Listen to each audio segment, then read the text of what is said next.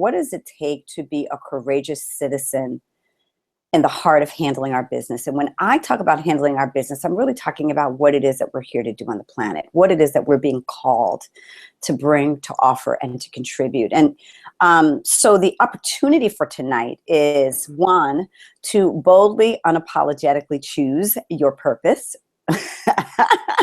in case you have not done that already. Opportunity number two is to embrace the call to courage when it finds you and wherever it finds you.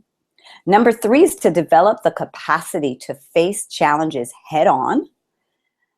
Number four is to take responsibility for your vision and your results.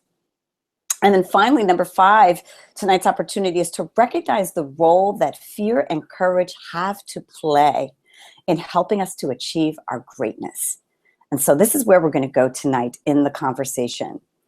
So, when it comes to fulfilling our dreams, each of us carries various legacies that either support or hinder our efforts to be successful, from the way that we define success to the way that we actually go about achieving success in our efforts. They're often guided by what we've inherited from our families, from the media, from our friends, from the people that we fear or admire. It is all in there, the culmination of those examples that we are able to reference both consciously and unconsciously when we think of ourselves. Going for your dream is scary. Yes, those of you who are going for your dream, just raise your hand if that's resonating, right?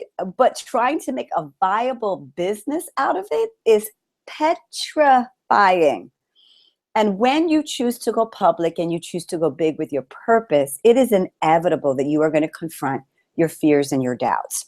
And so as much as we want to avoid it, like I said, fear has a very special role to play in who we are and ultimately in who we become. And that's what we're really going to talk about tonight. So what I have found in my experience dictates our ability to be successful has nothing to do with whether or not we have fears, because the truth is we all have them. But it rather has to do with our relationship to our fear and ultimately how that dictates our thoughts, our beliefs, and our actions. And so I'm going to share a little bit about my personal Be Brave story, and then I really want to open it up and hear from you.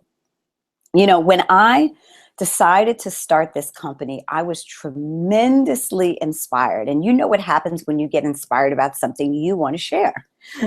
And so what was interesting was that as I started to share my idea for this company, what I noticed was actually very strange. There were so many people who wanted to give me cautionary advice. People who were very smart, people who had built successful businesses, people who meant well, but who did not get my vision. They had lots of fears and doubts, and they were not afraid to share those fears and doubts with me, right? They had fears and doubts about my audience.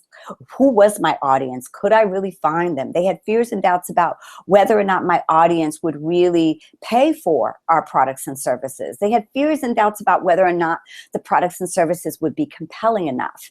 And it sort of went on, right? And then they also had fears and doubts about me, right? Because after all, I was an artist and I was an activist, and what the heck could I possibly know about running a business, and and what did I know about understanding what a financial model was, or how did I know how to read a P&L or understand a balance sheet? And it was really interesting because I was having these interesting interactions with people who were constantly trying to sort of trip me up with business lexicon or really complex financial equations or conversations. Anybody know what I mean? Raise your hand.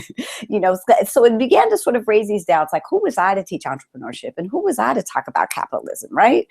And the more opinions I got, the more doubts I had. And a good friend of mine had recommended that in helping to build the business that I go out and raise money. And of course, what happened in that process was that I was only exposing myself to more fears and more doubts and more scrutiny, right? So here I am trying to give 5-year projections on something that I hadn't even had the opportunity to test. I was trying to sell the vision to people who didn't know me.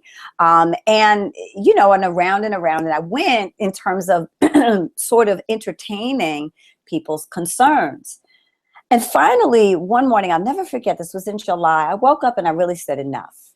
I said, enough with people's opinions, enough with trying to navigate other people's concerns or issues or questions or confusion. I'm going to do this. And if I fail, fine. But I feel like I can figure it out. I really believe that the burning desire to do this for me is there. And no matter what, I'm going to try, because even if I fail, I don't want to have the regret of not doing this business.